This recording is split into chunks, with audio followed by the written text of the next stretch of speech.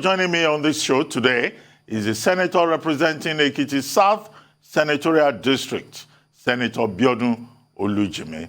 Good to have you on THISDAY Live, Senator Olujimi, and thank you very much for joining us. Hello?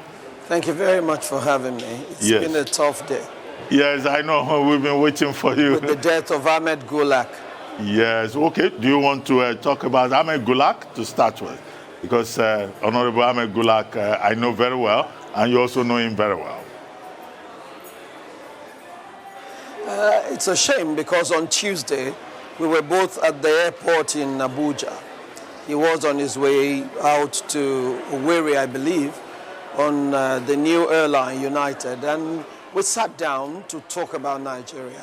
We had a great conversation on what we should do as the political class. And he took a newspaper from me, the leadership, and we promised that this new week we will meet to discuss what we will do as a group to be able to get over the spate of insecurity, only to hear that he died.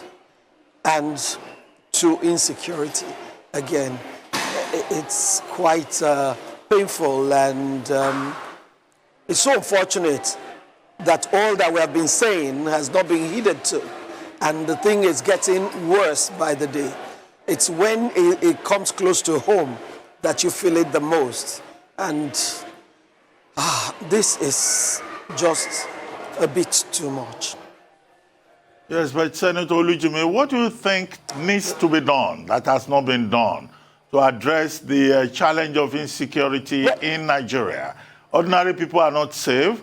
Prominent people, privileged persons who have security escorts are not safe. There's kidnapping, there's banditry, and the president, in fact, even changed his service chiefs, and that in itself has not made a difference. As a ranking, legislator in Nigeria, what do you think needs to be done?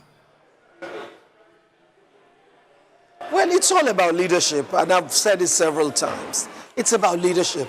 If we have a leadership that believes that insecurity must be tackled, there will be a general command where every security outfit will take their cue, and they must come back, report to that grand command, and move on from there.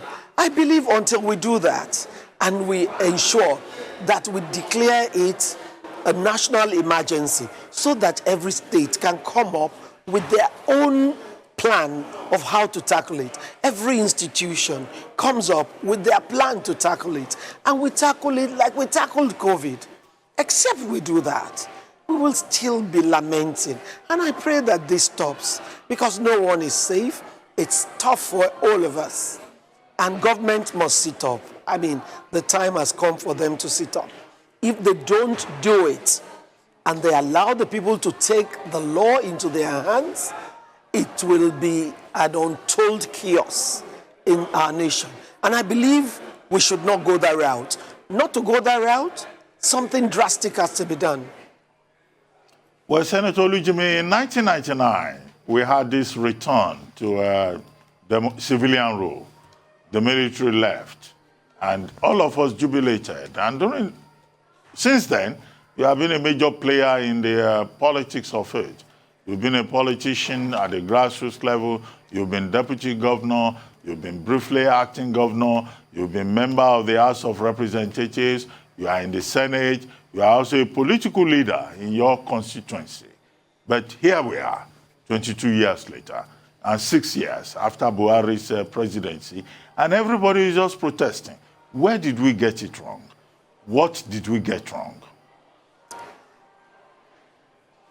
We've never had it so bad, and that is the truth. We can't be partisan at this point in time, but we've never had it so bad.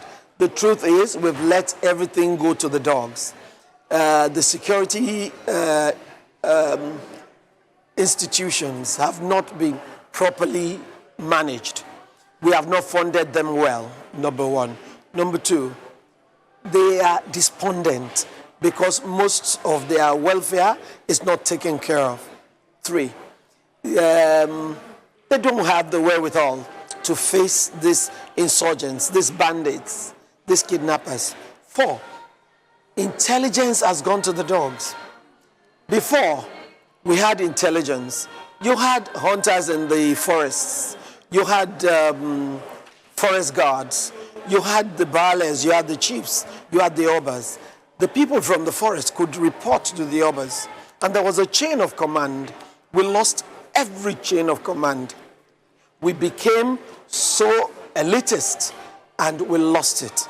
Right now, nobody knows what is happening in the forests. Nobody can quickly tell us that there are intruders in a particular sector of the forests. Nobody can tell us that in Kaduna or on the Kaduna-Abuja highway, school children that had been abducted for 40 days were dropped somewhere, and no one saw whoever or the vehicle that dropped them, because information is not anybody's business. And except we now start taking care of these issues, we'll still keep missing it. Right now, we've put so much money into buying equipment. Most of them have been lost to Boko Haram and so many bandits. The reason is simple. If you don't take care of your people, they cannot also be good enough to work.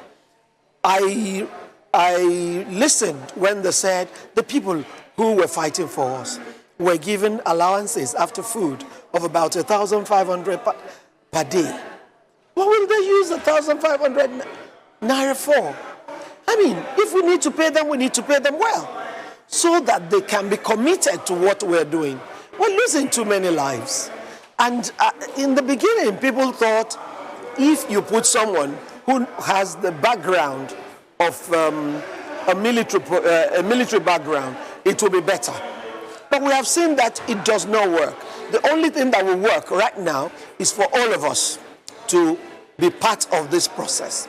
We have to declare it a national emergency. Everybody has to key in. You must bring your little intelligence. You must bring in your thoughts. You must bring in whatever you know will help you in your community. And we must start from the grassroots. We must start from ground zero. And if there are people we need to talk to, we should. At this constitution review that we've been having, people are talking about dialogue. Everybody is like keyed in on the issue of dialogue. Let us talk. Let us review what put us together. Let us come together and look at those documents, the documents that are binding, and see where we went astray, so that we can correct our ways and come back together as one entity, work together on security, work together on the economy, work together on our culture, on our diversity. I believe except we come together and we are pulled together by a leadership that cares, and a strong leadership that is committed and willing to make a difference, we might not be able to get there. Well, Senator Olujimi, let me ask you about the process that we witnessed this week, the Senate organizing public hearings on key issues that could possibly lead to a constitutional amendment. Now, one concern by Nigerians is that that effort is being duplicated within the National Assembly, whereas we have a technical committee, joint technical committee on constitutional amendment. The Senate has organized this week its own event. Next week, the House of Reps is going to organize its own event. Why the duplication? That looks wasteful. And what is the importance of this process to you? And secondly, I mean, since 2015, you've been very strong on pushing the argument for discrimination against women, the need for women empowerment. In 2015, you had a bill on sexual harassment. A few years later, on the floor of the Senate, you pushed for equality, of the sexes, gender equality. But this week, the Senate debates, the public hearings, that was not a major issue from what we had from all the zones. Are you disappointed that that is the case? That's not really what happened. for the difference in the hearings. What happened was we had planned it, but the House of Reps were also on a security summit, and they needed to complete it. And because it had been made public, the Senate didn't have a choice than to go ahead and do it. And then the House of Reps will mop up whatever was missing next week. I don't think there is any problem about that at all. On the issue of the review, there is a need for us to get the buy-in of the people. What has been happening in the past is that you do these reviews, you go all the whole hog, you go through the processes. At the end of the day, you find out that when you need the 24 House of Assemblies to give assent, you really don't get what you want. And so we thought this time around to go to the people. Let's take it to their court so that when the time is there for it to be passed, they can now be a pressure group on their various assemblies so that they can be passed. And we can all at least key in on the major issues. At Akure, where I was, almost 90% of those who came to present a position spoke about gender equality. Almost 90%. I was shocked. I was taken aback. All of them were about gender parity, and they thought it would help Nigeria. And I believe, in fairness, that's the way to go. Only yesterday at the ECOWAS Parliament, Niger, that is an Islamic country, came to tell us that they have graduated their quota laws. Right now they used to have 10 in their assembly. Then they graduated to 21. Now they have 59 because they increased it to 40%. That is an Islamic country where you would think, oh, the women will take a back seat. And they are deliberately giving their women a chance to be part of the discourse. Because when women are a part of the discourse, the GDP gets better. The system is reinvigorated because the ripple effect is felt by all. And so I'm not disappointed at all because it became a major issue, and at a point, I just could not but just keep quiet and watch because they were speaking for all of us, they were speaking our minds, and they were really hell-bent on getting something put in the Constitution that will allow more women participate in governance. Well, but are you optimistic? If you are not disappointed, are you optimistic that a day will come when Nigerian women will have their place at the table in terms of political decision-making? I am very optimistic. You know, as a politician, you are an incurable optimist. But with what I saw at the review event, I know that something is working for the women of Nigeria.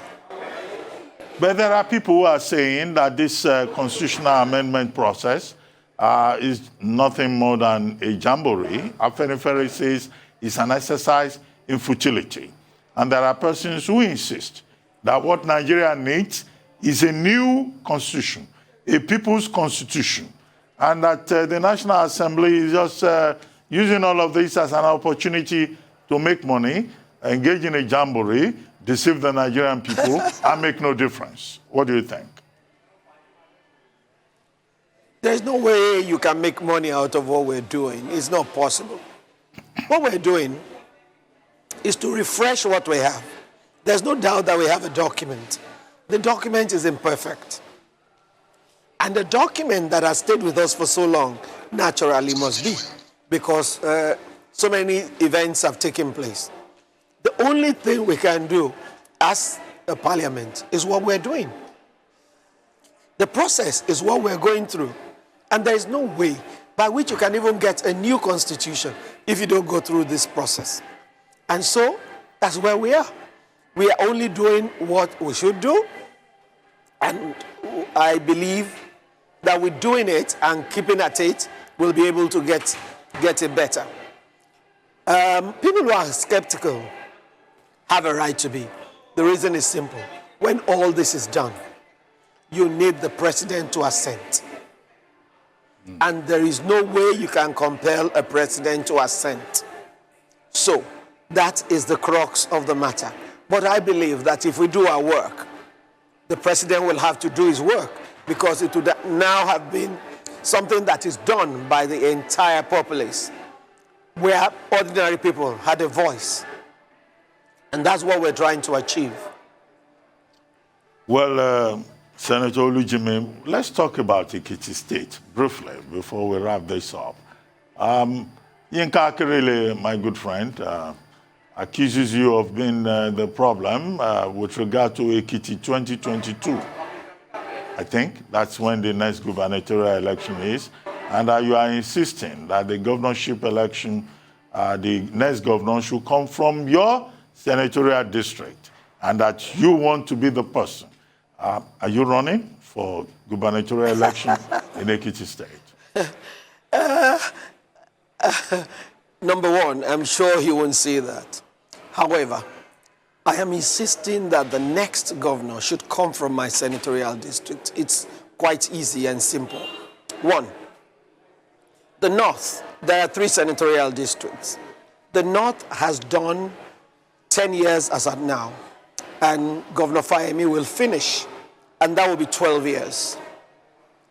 The Central has done 12 years. Governor Adebayo did 4 years. Governor Fayose did 8 years. The South has never even spent a day there. I mean, when we're talking about equity, when we're talking about fairness, when we're talking about justice, it only stands to reason that it should be the turn of the South. And don't forget that in the past, what we did was we also had agreements which allowed these other senatorial districts to also participate. Except you don't come from the South, except you are saying that we don't matter, and we are the only ones that have 6 local governments, all the others have 5. Except you are saying that fairness is not necessary, equity is not necessary, justice has no place. Except you're saying that nobody can wish away the South. We are going to do our best to ensure that the next person who will rule EKITI State comes from EKITI South Senatorial District. My brother, it doesn't have to be me. It does not have to be me. I contested before, so it is not a terrain that is unknown to me, or a terrain I cannot delve into. If I come into it, I will make a huge difference. But I am saying it is not about me. It is about fairness. It is about justice. And the turn of EKITI South is now. Because our children will ask us in future, Daddy, Mommy, what did you do when other zones spent 24 years and you couldn't even do anything? Did you not have anyone? And we have more than enough qualified people. And we've done this twice. So it's not something I'm doing for the first time. I've done this EKITI South agenda twice.